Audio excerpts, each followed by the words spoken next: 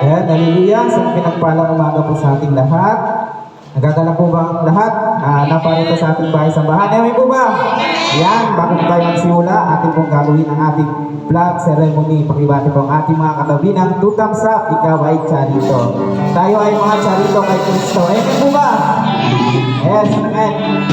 Sabi po ng Panginoon sa Jeremiah 29:11, sapagkat batid kong lubos sa mga plano ko para sa inyo, mga planong hindi ninyo ikakasama, kundi para sa inyong ikabubuti. Ito'y mga planong magdudulot sa inyo ng kinabukasang punong-puno ng pag-asa. Amen, amen, hallelujah. Tayo po Magpuri sa ating Panginoon.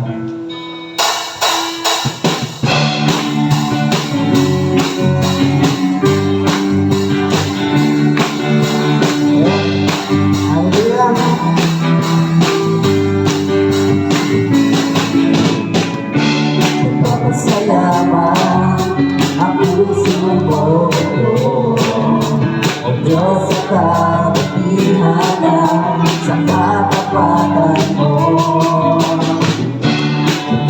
Kapag ang isang katulad mo, ako'y inuwakan, aawit sa'yo. Higit sa lahat ang pag-ibig mo, labis ang pasasalamat ng puso ko. Higit sa lahat ang biyaya mo, napagkaliwanag ng pinaglasan ko.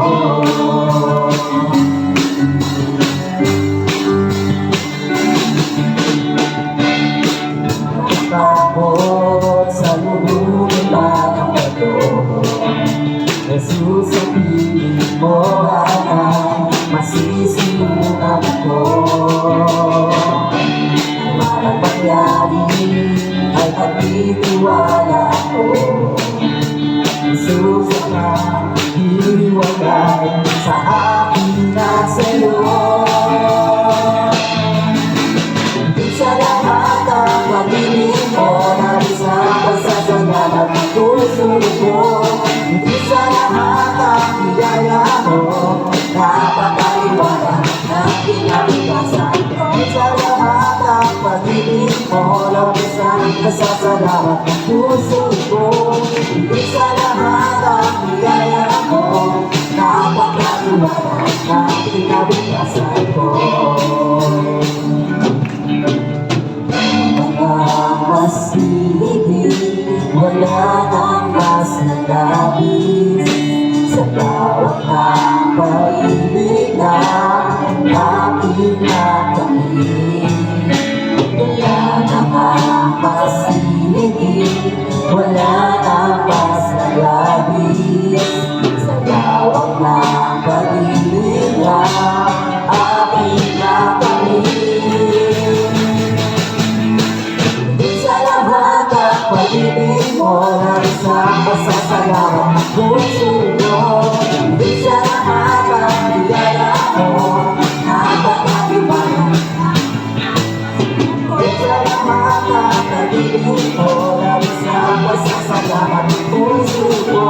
Hindi sa lahat ang biyaya mo, napakaliwanag. Hindi sa lahat ang pag-ibig mo, nais ang pasasalamat ng puso ko.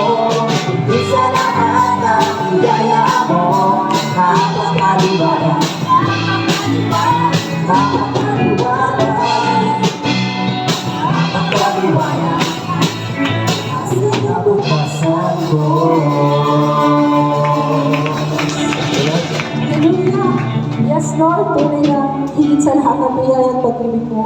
Maraming salamat po sa pagpapalat po na kaloob po sa bawat isa sa amin. You deserve all the praises, glory, and honor.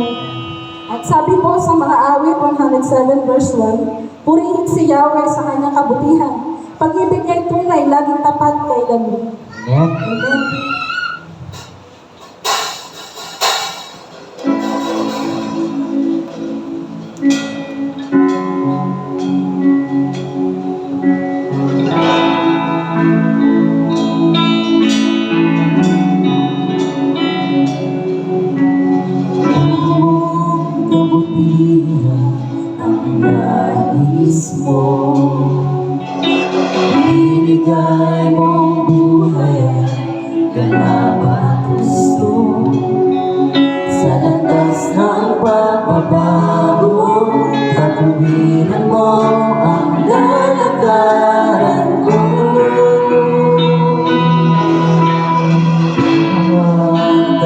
kabutihan ang nais mo. Ibinigay mong buhay at ganang at gusto. Sa landas ng pagbabago, katuwiran mo ang lalakaran ko.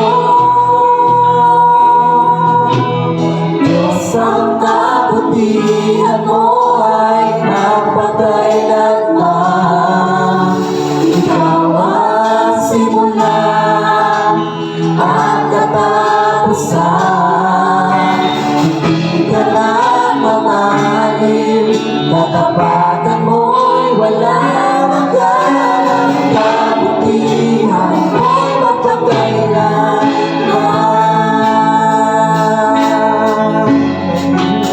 Salamat Panginoon.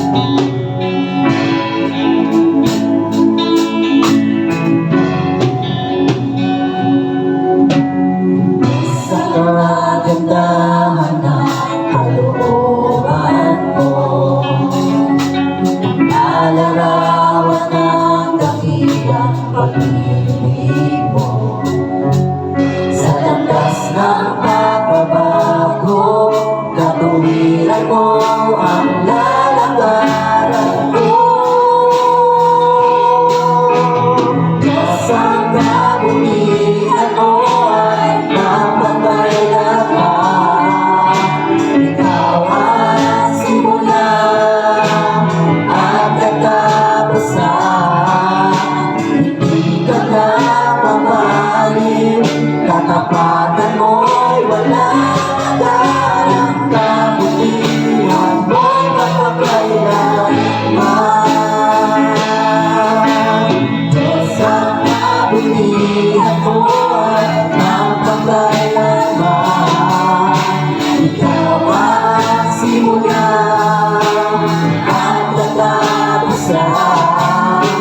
Hindi ka lang mamahalin, katapatan mo'y walang hanggan. Ang kabutihan mo'y magpakailanman.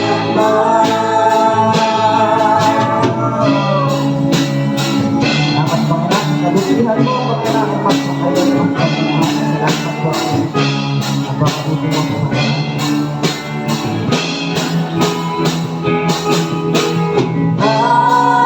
Hallelujah, hallelujah. Purihin ka, O Diyos, magpakailanman. Hallelujah, hallelujah. Purihin ka, O Diyos, magpakailanman. Hallelujah, hallelujah. Purihin ka, O Diyos, magpakailanman. Sa kabutihan mo ay magpakailanman. Ikaw ang simula at katapusan. Hindi ka na mamahalin, katapatan mo'y walang hanggan. Ang kabutihan mo'y magpakailanman. Diyos, ang kabutihan mo ay magpakailanman. Ikaw ang simula at katapusan.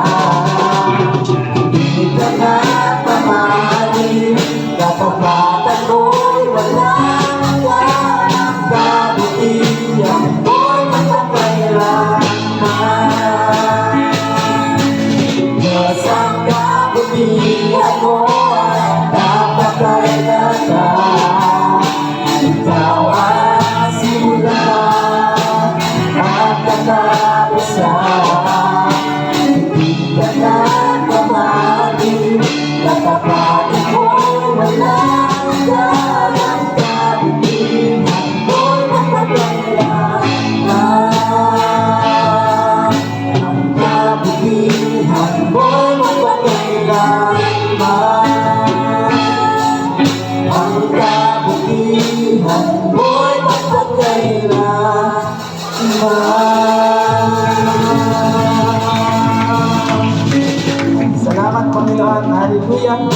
Purihin ka, O Diyos, dahil ikaw ay napakabuti sa aming mga buhay, Panginoon.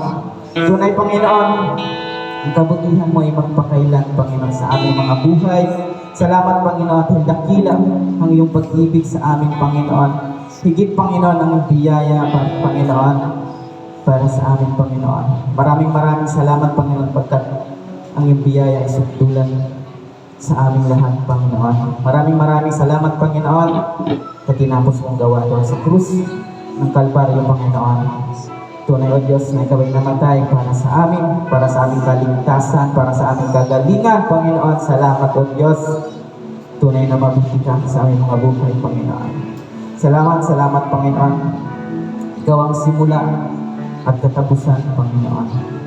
Salamat, Panginoon. Muli, sa iyo palagi, Panginoon, ang pinakamataas na papuri, pagluwalhati, pagsamba, pagdakila, Panginoon. Surely your goodness and mercy shall follow us every day of our life, and we will dwell in the house of the Lord forever.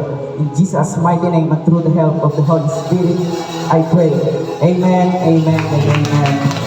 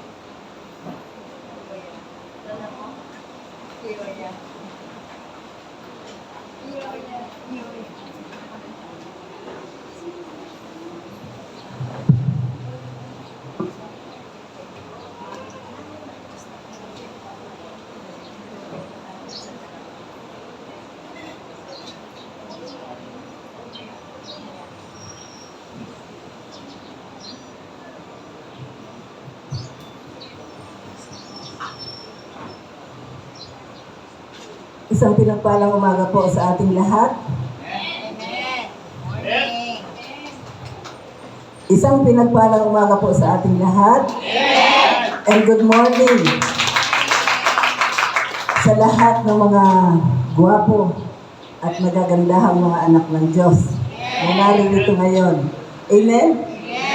Tunay po ba na masaya tayo? Ang tunay na pinagpala at pinaboran ay palaging nakikita ang mga ngiti sa inyong mga labi. Amen? At natutuwa ako sapagkat palagi pagpasok niyo sa gate, lahat kayo ay mga nakangiti na. Amen? Sa palakpakan natin ang ating Panginoon. Muli sabihin mo sa iyong katabi, ikaw ay charito. Pinagpala, pinaboran, at palaging malakas. Dahil lamang sa biyaya ng ating Panginoon. Amen? Amen. So sa umagang ito ay pagpapatuloy natin ang ating pag-aaral tungkol sa mga pangalan at mga titulo na ibinigay ng banal na kasulatan tungkol sa banal na Espiritu. Sapagkat naniniwala tayo na ang banal na Espiritu ay Diyos. Hindi lamang po siya persona, kundi siya ang ikatlong persona ng Diyos. Amen? So we all believe that the Holy Spirit is God.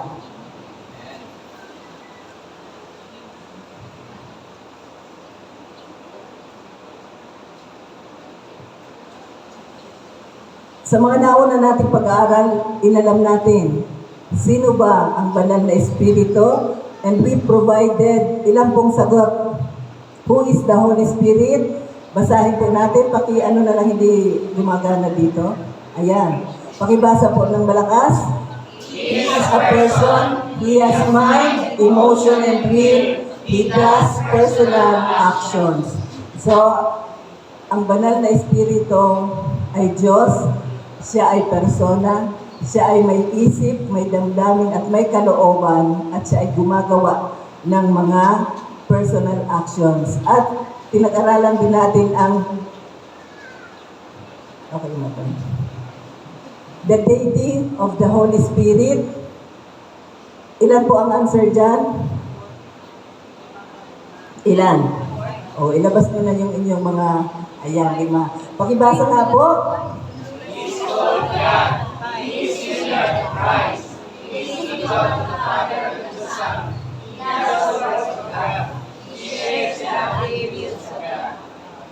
Amen. So, limang mga katotohanan ng pagka-Diyos ng banal na Espiritu.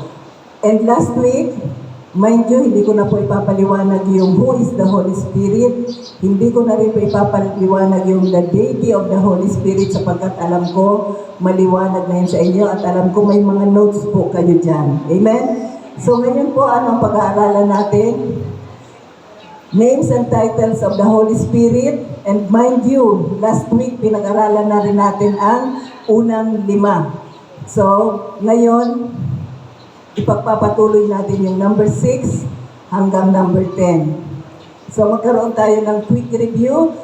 Sa una po, sinabi that the Holy Spirit is God. Ang banal na Espiritu ay Diyos. 1 Corinthians 3:16 and 1 Corinthians 6:19, ano po ang sabi? That the Spirit of God is with us. The Spirit of God dwells inside us. Ibig sabihin, ang banal na Espiritu ay nasa atin. So, ipagpapatuloy natin yan. And the Spirit of God and the Holy Spirit is called the Spirit of God.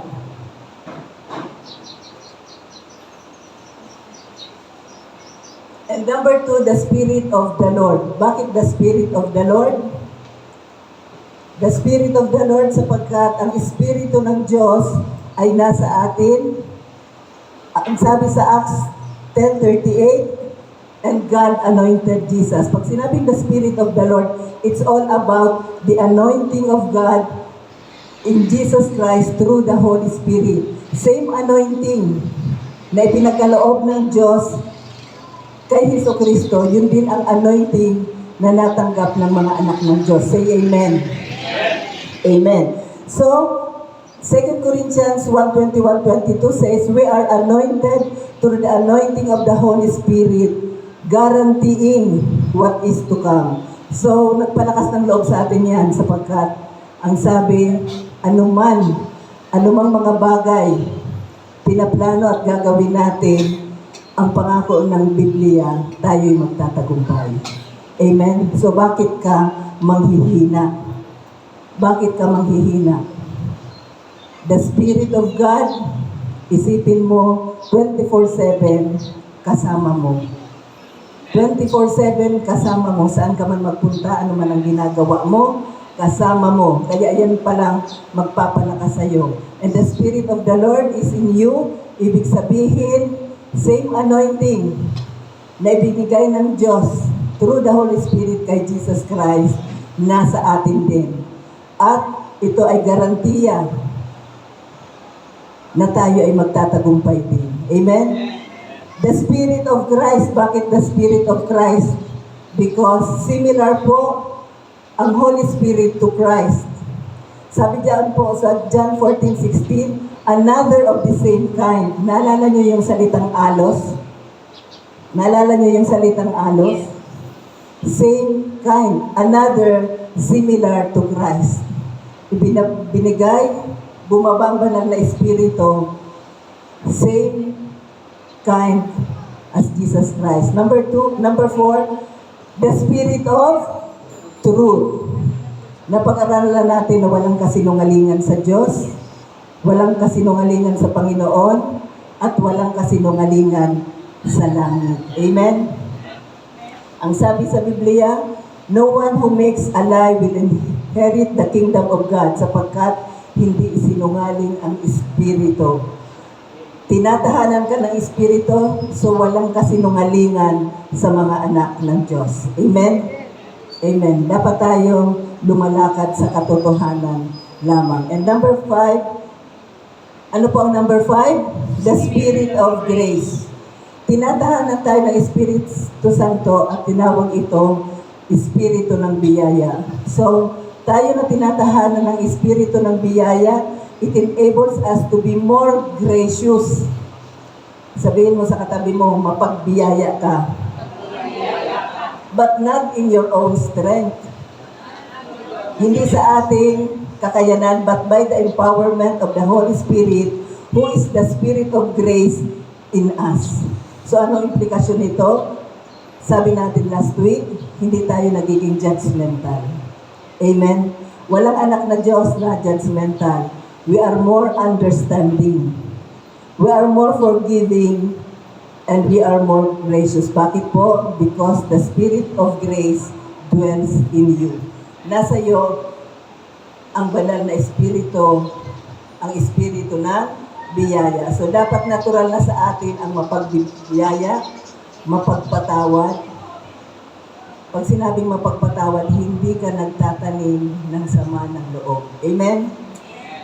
Because grace is not only to receive what we do not deserve, but equally to give to people what they do not deserve.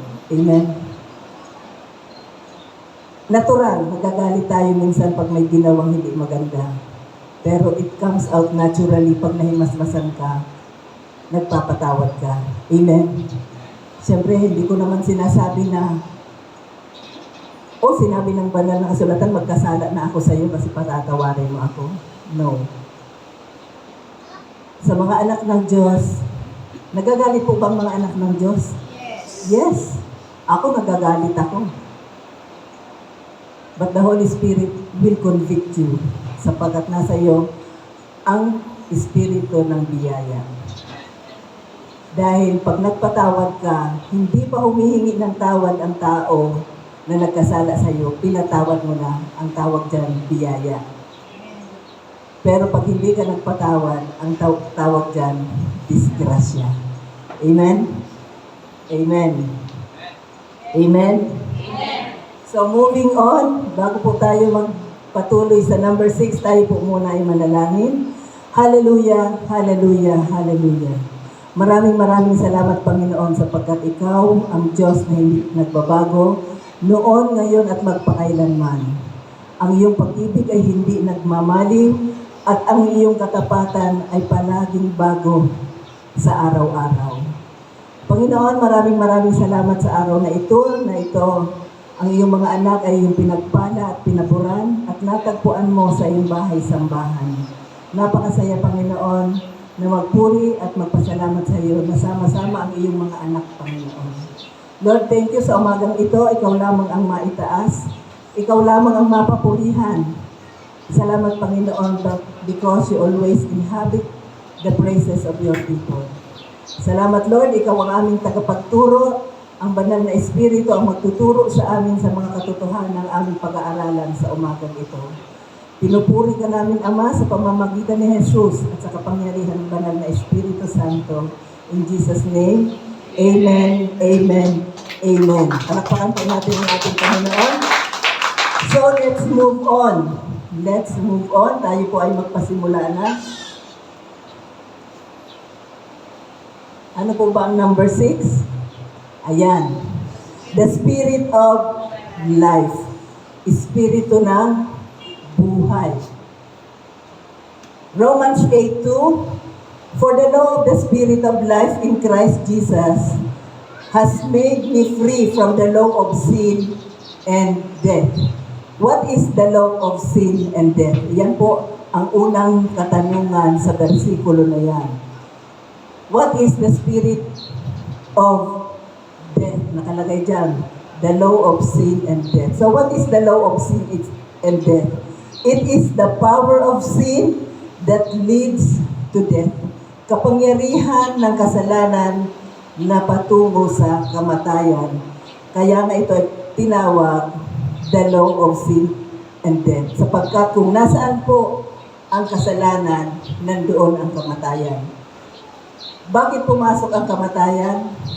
Dahil pumasok ang kasalanan.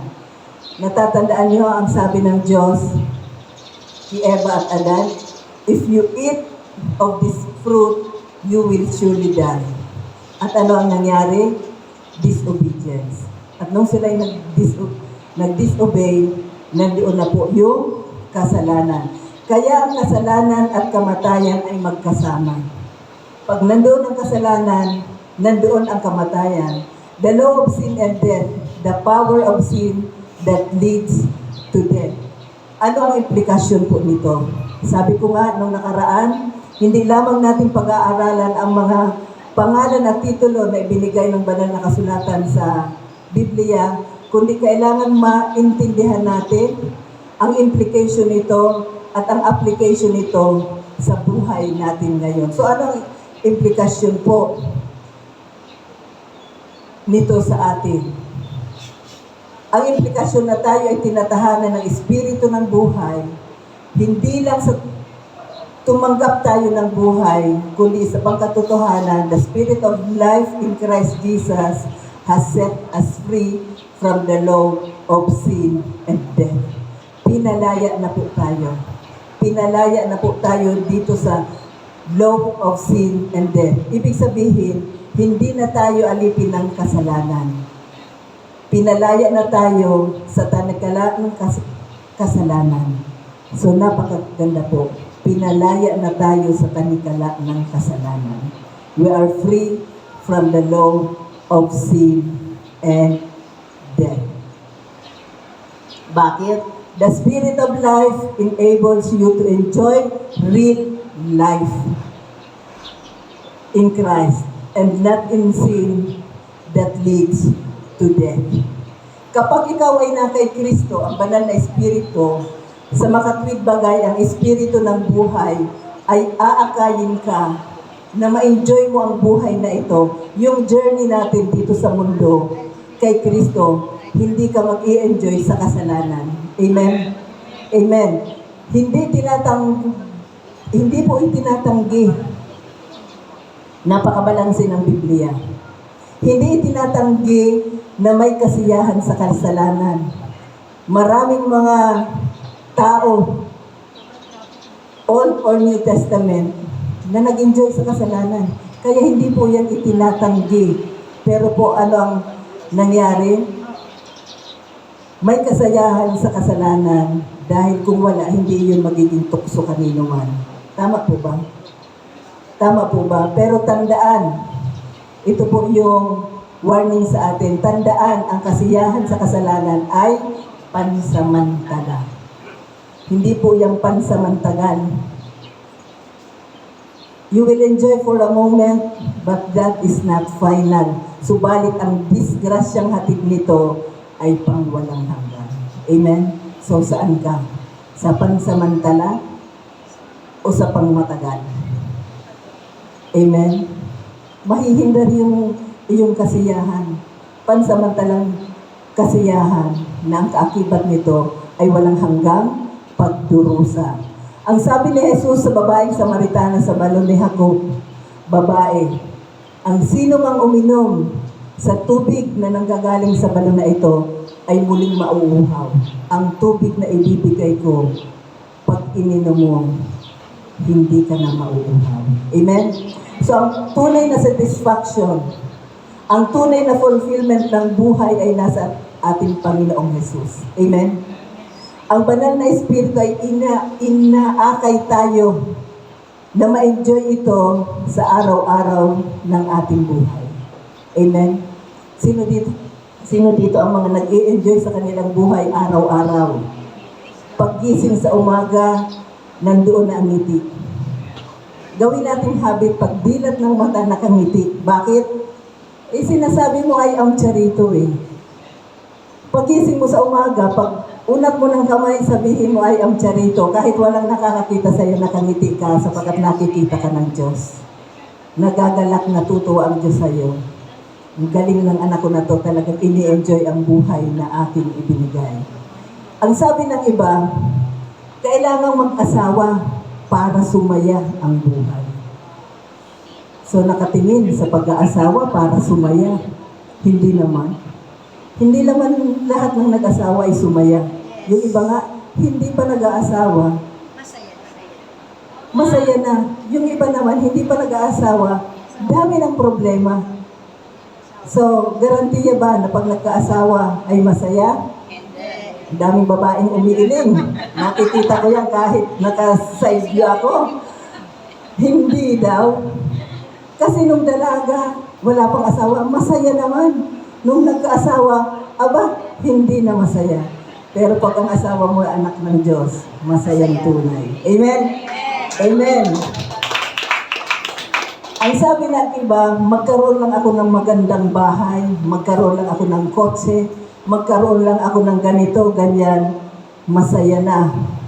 Maabot ko ang pangarap ko, masaya na. Hindi po sigurado yan. Hindi garantiya ang mga iyon na magdudulot ng kasiyahan. Bakit? Bakit po? Tanungin niyo ako.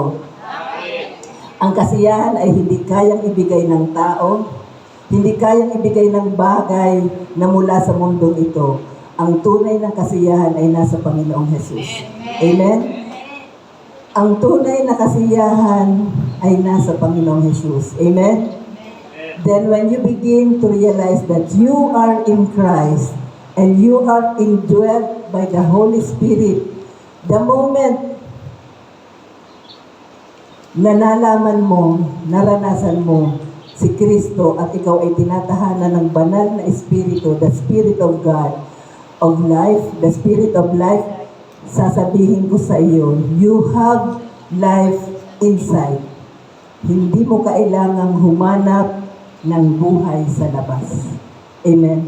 Kaya bakit may mga taong kontento lang? Bakit? Sapagkat nandoon sa loob yung fulfillment, yung satisfaction, nararanasan. May mga taong hindi makatulog paggabi. Bakit hindi makatulog? Ang hinahanap nila nightlife. Pamilya po sila ni Batman. Bakit si Batman? Kasi si Batman nag-aantayan ng dilim. Nag-aantayan ng buhay sa dilim. So, ang totoo po, napatunayan na ang mga tao magdamag sa barkada, magdamag sa inuman, magdamag sa beer house, magdamag sa sugalan, pero hindi sumaya kahit kailan. Dahil hindi sasaya ang sino man kahit kailan hanggat hindi nila natatagpuan si Jesus. Amen? Bilang Panginoon at tagapagligtas. Bakit? Si Jesus ang tunay na buhay. Ano po ang sabi ni Jesus? I am the way, the truth, and the life. Hindi lamang po siya the way, but He is the truth, and He is the life. And the Spirit of life will enable us to enjoy this life given to us by Jesus Christ. Say amen. Amen. Amen. Palakpakan po natin ang ating Panginoon. Number 7, pakibasa po. Spirit of wisdom and revelation. The Spirit of wisdom and revelation. Ephesians 1:17, I keep asking that the God of our Lord Jesus Christ, the glorious Father, may give you what? The Spirit of wisdom and revelation. I keep asking that the God of our Lord Jesus Christ, the glorious Father, may give you the Spirit of wisdom and revelation. Ano po ang purpose? Ano po ang purpose? Nandyan po, so that you may know Him better. Bakit hinihingi niya ang espiritu ng karunungan at ng revelasyon? Bakit? So that you may know Him, Christ, better. Amen? Para maunawaan mo ang salita ng Diyos, kailangan mo ng revelasyon sa pamamagitan ng banal na Espiritu. One of the works of the Holy Spirit is the Spirit of wisdom and revelation, is for us to know more Jesus Christ. Yan po ang isa sa mga gawain ng banal na Espiritu, ang ipakilala sa atin. Matutunan natin kung sino si Jesucristo at ano ang mga tungkol kay Jesucristo. The Holy Spirit gives us the wisdom and revelation to know Christ and His finished work more and better. Yan naman lamang po ang mahalaga. Matutunan natin si Jesucristo at ang kanyang tinapos na gawa sa krus ng Kalbaryo. Kaya dyan po umiikot lahat ng ating mga preaching dito. The finished work of Jesus Christ. Nothing more, nothing less, nothing else. So I encourage you to appreciate the work of the Holy Spirit in our lives. Kaya pag tayo po ay nananalangin, let us make it a habit that we include the Holy Spirit. Bakit?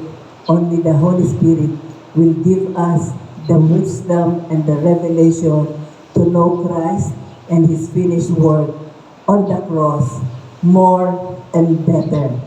Bakit po? Sapagkat sa pamamagitan ng wisdom and revelation, maiintindihan natin more in terms of quantity. More in terms of quantity, inaaral natin maraming bagay, mga pasikot-sikot. To learn more is different from learning it more. Quantity and quality, quality and quantity. Kasi maraming mga tao, maraming mga bagay ang alam, pero nagkahalo-halo na at nawala na yung totoong katotohanan.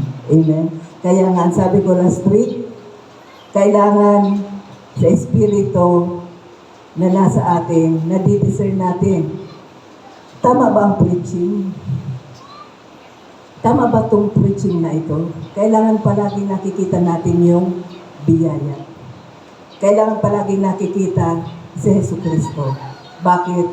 Buksan mo ang banal na kasulatan from Old to New Testament, si Kristo. Bakit? Jesus Christ is the center of the Bible. Sa Old Testament, shadow. Hindi pa nahayag, pero sa New Testament, naihayag na. Kaya, magkaroon tayo ng discernment of the Spirit na matutunan natin ito. So, to learn more is different from learning it more. Oo, natuto ka, pero kailangan mo pang pag-aralan. Amen? Amen. Dahil wala na pong ibang mahalagang mensahe, kundi ang mensahe ng krus. It is the work of the Holy Spirit, at ito po ay kailangan natin matutunan sapagkat ito po ay napaka-mahalaga. Mabilis tayo Number 8, pakibasa po. The Spirit of Adoption. Pag tinignan niyo po sa NIV, ang tawag po sa adoption ay the Spirit of Sonship. The Spirit of Sonship, pagiging anak. Amen? Romans 8:15-16, for you did not receive the spirit of bondage to fear. Hindi na tayo binigyan ng espiritu ng pagkatakot. But you receive the spirit of adoption or the spirit of sonship by whom we cry out, Abba, Father.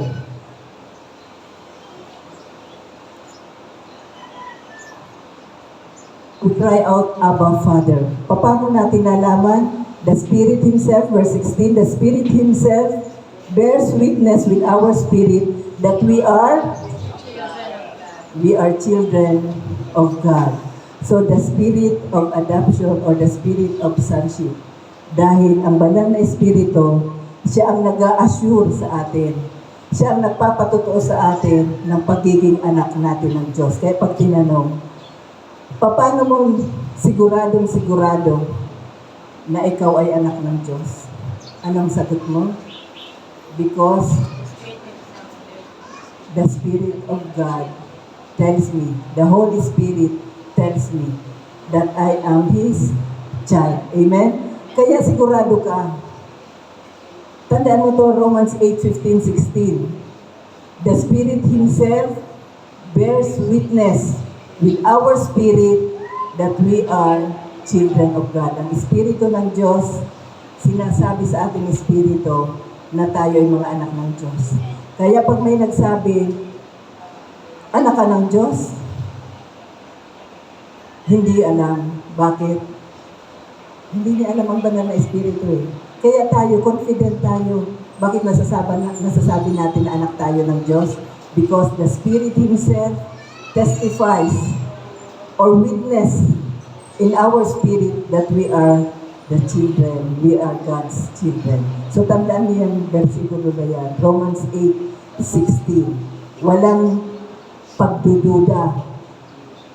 Hindi ka na nagdududa. Sigurado ka, walang duda o pag-aalinlangan that you are a child of God. At yan po ay hindi mababago. Pakisabi po, hindi mababago. Bakit po? Sapagkat hindi mawawala ang pagiging anak mo magpakailan, kailan pa man. Amen? Hindi po yan mawawala magpakailan, kailan pa man. Pag nagkaroon ka ng natural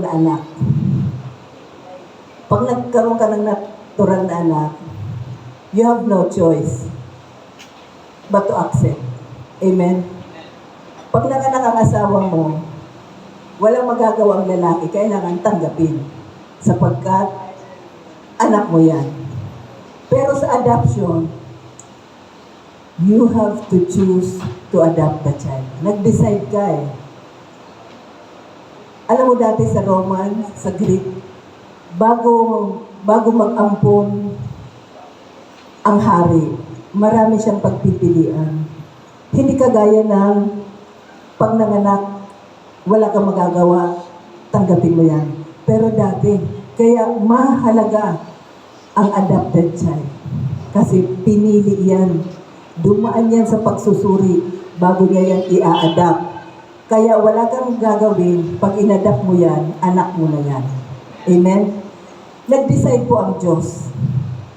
Nag-decide ang Diyos na ampunin tayo sa kanyang pamilya. Kung titingnan mo sa Roman Empire, mas matindi, mas mabigat ang adopted kesa sa tunay na anak. Amen? Kasi ipaglalaban yan. Kasi sa Romano, dati noong unang panahon, pag ayaw niya ng anak niya, pwede niya yan itapon eh. Hanapin ko yung aking notes about adoption. Minsan tatalakay na. Pwede niya yan hindi tanggapin, pwede niya yan itapon. Pero once na nag-decide siya na i-adapt ang bata na yan, wala siyang magagawa. Tatanggapin niya yan, ipaglalaban niya yan. So nag-decide ang Diyos na ampunin tayo sa kanyang pamilya. Inampun tayo kahit hindi tayo karapat-dapat. Inampun tayo sa gitna ng ating mga kasalanan. Nag-decide ang Diyos, kaya't hindi ka itatakwil ng Diyos. Sa Romano, pwedeng itakwil ang tunay na anak. Pero ikaw, hindi ka itatakwil ng Diyos, anak ka niya, magpakailan, kailan pa man. Amen? Ang totoo po, nakita na ng Diyos ang best and worst of you. Yet, He loves us. Anyway, He loves us unconditionally. Why? Because of the spirit of adoption. Yun din po ang biyaya ng grasya na umakap sa atin, nagmahal sa atin, sa kabila na hindi tayo kamahal-mahal. Amen? Amen. Naging anak ka ng Diyos, hindi dahil sa mga nagawa mo, sa ginagawa mo, at sa mga gagawin mo, sapagkat nakita na yan ng Diyos, kundi dahil lang sa biyaya ng Diyos na ipinagkaloob sa atin ng Diyos, naging mga anak tayo ng Diyos. Amen? Amen? Amen. Number 9. The Spirit of Holiness. Pakibasa po. The Spirit of holiness. Obvious ba? Holy Spirit, the Spirit of Holiness. Romans 1:4, and declared to be the Son of God with power, according to the Spirit of holiness, by the resurrection from the dead. So, anong implikasyon ng Holy Spirit ay tinawag na Spirit of Holiness? Ano ang implikasyon niyan ngayon sa atin? The implication is that the Holy Spirit, who is holy, or who is called the Spirit of Holiness, lives inside us. So, isipin natin na ang banal na Espiritu nasa loob natin Paano mangyayari kung hindi tayo banal? Sapagkat ang banal, hindi makakatahan sa hindi banal. So, isipin natin, how can a Holy Spirit, a spirit of holiness, lives inside us unless we are holy? Paano nangyari? Ang implikasyon po niya, dahil nakatira sa iyong banal na espiritu, banal ka. Amen?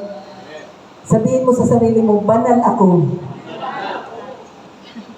Sabihin mo sa katabi mo, banal ka.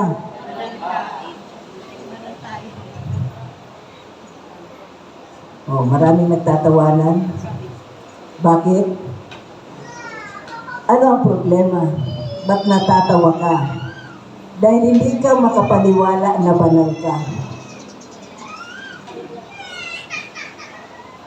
Hindi ka makapaniwala na banal ka. Pag tumingin ka sa salamin, manalamin na ako, sasabihin mo sa sarili mo, ito ba ang banal?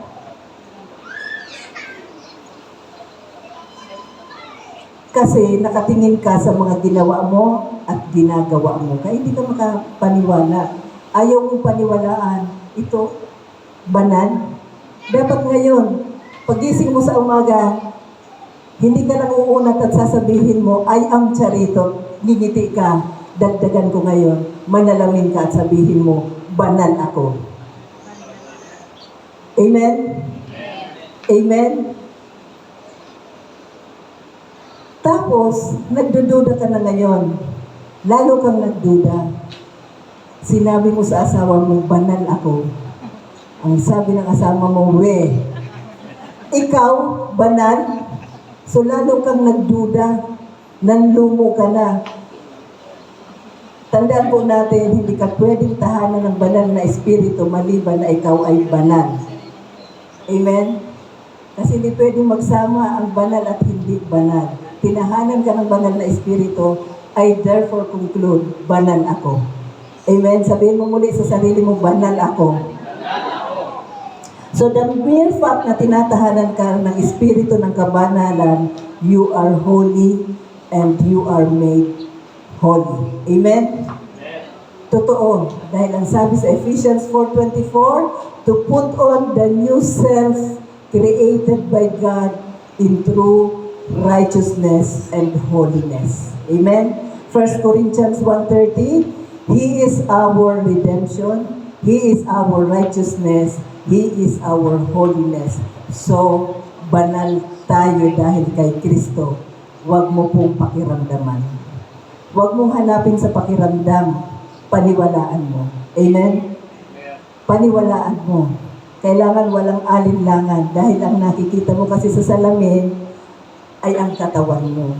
Eh hindi nga nananahan ang banal na espiritu sa katawan mo. Ang tinatahanan ng banal na espiritu ay ang iyong espiritu na binanal ng tinapos na gawa ni Kristo sa krus ng Kalbaryo. Shout, Amen. Amen. Amen.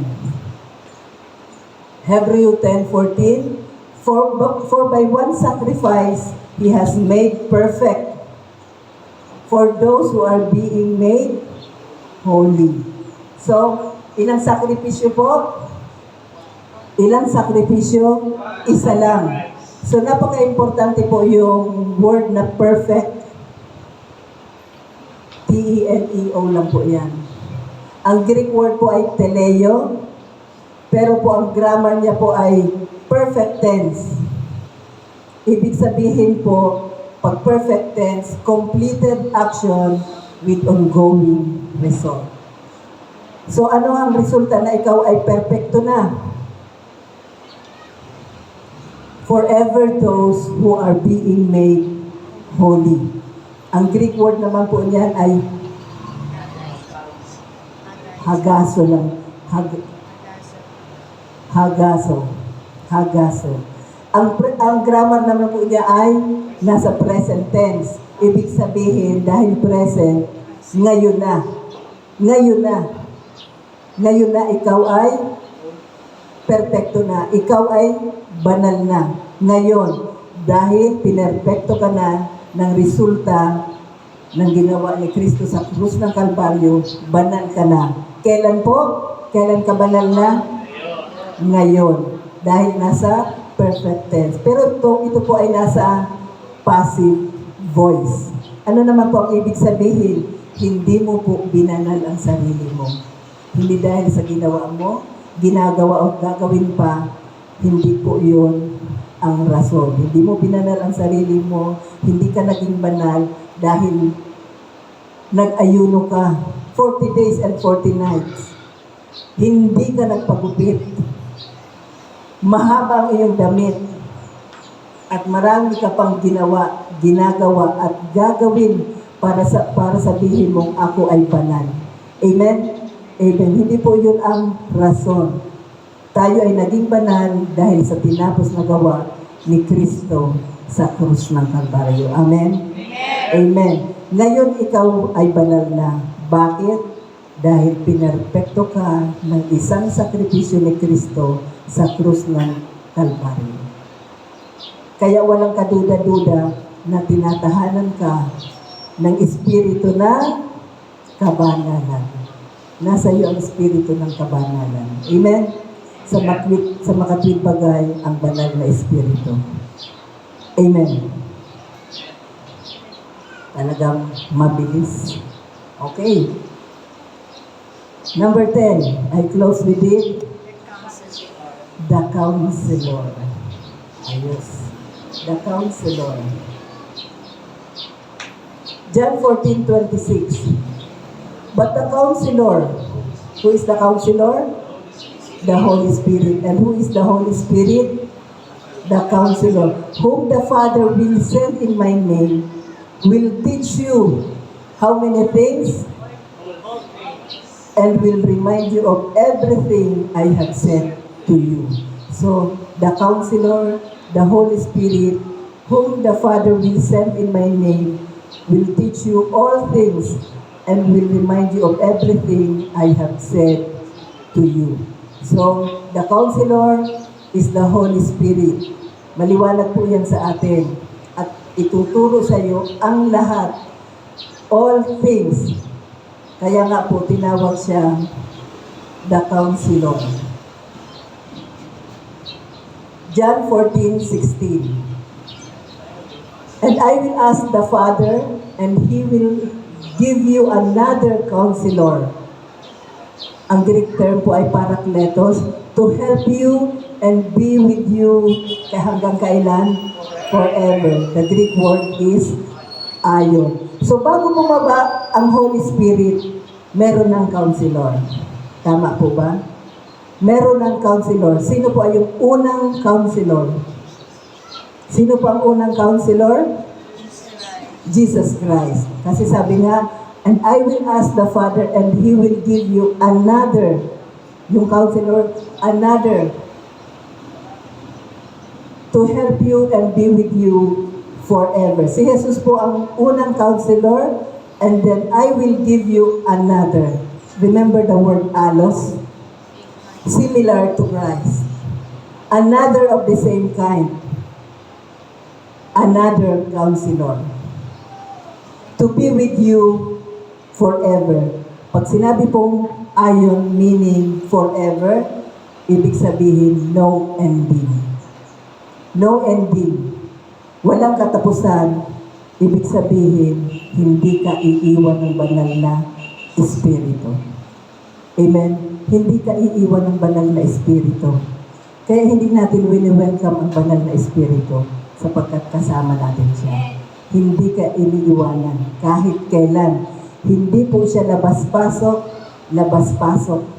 Sa Old Testament, yes. Pero under New Covenant, ang banal na Espiritu stays with us forever. So hindi siya labas-pasok. Nagkasala ka, lalabas. Nagsisi ka, papasok. Nagkasala ka, magsisisi ka, hindi ka patapos magsisi, imbis na papasok, lalabas ulit. Ganon po ba? Nakaisip ka ng hindi maganda, lalabas. Papasok na naman. Nako, parang anime. Hindi po ganon ang banal na Espiritu. Amen? mga preaching na mabura ang pangalan mo, hindi ka naligtas, kaya altar call ng altar call, tuwing linggo may altar call. Nagkasala ka ngayong linggo, lumapit kayo para nang sa ganun maligtas ka ulit. So, ligtas, hindi, ligtas, hindi. Pag natulog ka sa gabi, naisip mo nagkasala, so, mali pong katuruan tungkol sa banal na espiritu. Pag sinulat ng Diyos ang pangalan mo sa aklat ng buhay, hindi na yan nagbubura. Amen?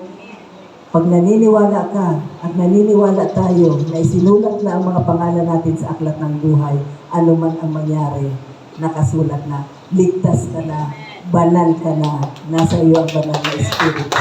Amen. Amen. Tinatahanan ka ng banal na espiritu. Tandaan po, pag pumasok ang banal na espiritu, hindi na po siya lalabas. He will abide in you forever and ever. Amen. Amen? Ayan, hindi ko na... So, Parakletos, yan po ay, ang literal na ibig sabihin yan ay helper, hindi na ilagay dyan, comforter, counselor, advocate, or attorney. Galing po siya sa salitang ugat na para, ibig sabihin beside, alongside. Pag ikaw ba sumakay ng jeep at nakarating ka na sa pupuntahan mo, anong sasabihin mo? Para. Saan ka ba ibababa? Sa gitna ba o sa gilid? O kaya nga, beside, alongside. Amen? At ang kletos naman, ibig sabihin, to call or to summon. So, ang ibig sabihin ng Parakletos is someone you can always call and you can always summon. Ang banal na espiritu ay nandyan palagi. Counselor, comforter, palagi siyang maaasahan. Amen? Someone you can always call or summon. Sa mga malalaking kumpanya po, meron po dyan resident attorney. May lawyer po yan. Dati nagtatrabaho ako sa isang malaking kumpanya. Meron kaming abogado. At nagkataon na yung abogado na yon ay tiyuhin ko. Pero hindi naman ako abusado para masuspindi. So meron kaming resident lawyer. Bakit? Para siguraduhin na ang kumpanya ay sumusunod sa batas. Sumusunod sa mga dapat sundin bilang negosyo.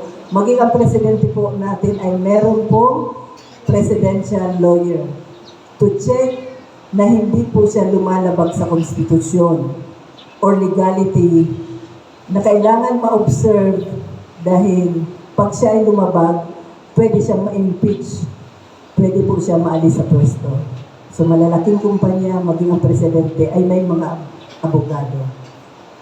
That is like, ang Holy Spirit ay advocate or attorney. Nasa tabi palagi. Amen? You can always call, you can always summon. Hindi ka nito iniiwan. Kino-comfort ka, kina-counsel ka, tinutulungan ka pag di mo alam, pinapayuhan ka. So we must be sensitive to what the Holy Spirit says. Amen?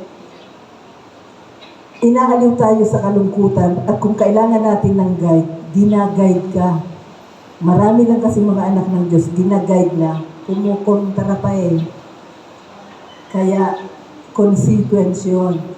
Because ang Holy Spirit, you can always call and you can always summon because He will be with you forever. Hindi ka iiwan, hindi ka pababayaan. Amen? Hindi siya nagko-condemn. He doesn't condemn us, but He always counsels us. for us to believe the finished work of Christ as forever sufficient to whatever we need in this life. Kinakaunsil tayo, tinuturuan tayo sa mga bagay na kailangan nating gawin, mga bagay na kailangan nating malaman dito sa buhay na ito. Amen? Habang naglalakbay tayo sa buhay na ito. For us to enjoy our journey in life. Amen? So, tingnan natin. The names and titles of the Holy Spirit. Pakibasa po ng malakas. The Holy Spirit is called number 1. Spirit of God. Number 2. Spirit of the Lord. Number 3. Spirit of Christ. Number 4. Spirit of truth. Number 5. Spirit of grace. Number 6. The Spirit of life. Number 7. The spirit of wisdom and revelation. Number 8. The spirit of adoption. Number 9. The spirit of holiness. Number 10. The counsel. Okay, so 10 mga katotohanan.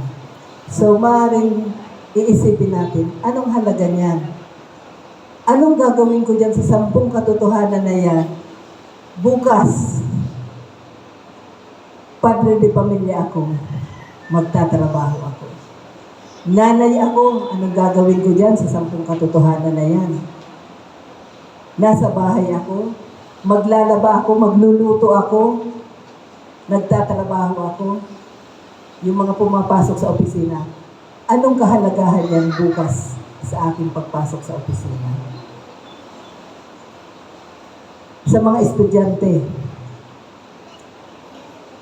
anong gagawin ko? Lord, tulungan mo ako sa mga katotohanan itong natutunan ko sa umagang ito. 10 mga pangalan at titulo ng banal na Espiritu na isinabi sa banal na kasulatan. Ano po ang kagandahan nito? The most beautiful part of this is this.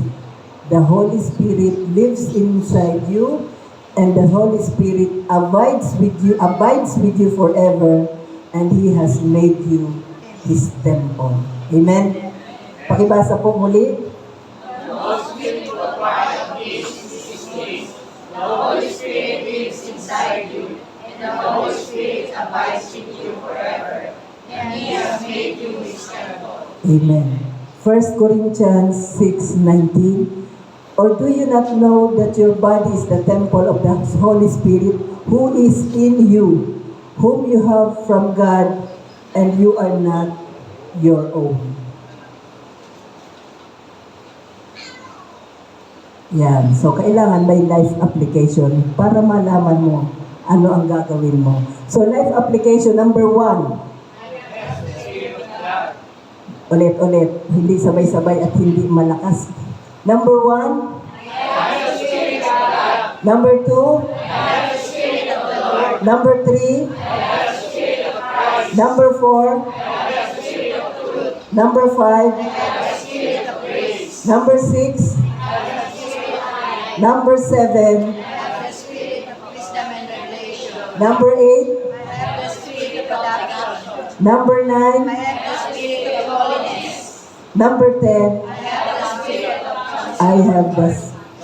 I have the spirit of Counselor. And our big idea is, pakibasa po, In Christ, I have the Holy Spirit forever. in Christ, I have the Holy Spirit forever. Let us pray. Father in heaven, thank you so much sa mga katotohanan na natutunan namin, Panginoon. Salamat sapagat ito'y malinaw sa amin, Panginoon. We have the Holy Spirit inside. Thank you so much, Father. Tunay nga, nadakila ang iyong pag-ibig sa amin sapagkat ibinigay mo na lahat. Wala na kaming hahanapin pa, Panginoon. Lord, thank you as we journey our life. Panginoon, kasama ka namin. Ang iyong banal na Espiritu ay tumatahan sa amin. Kami ang templo ng banal na Espiritu. Salamat, Panginoon, na sa panahon na minsan nanghihina, nalulupaypay. Thank you, Holy Spirit. You lift us up, and we promise that you will never leave us nor forsake us. Thank you so much, Fathers, sa umagang ito.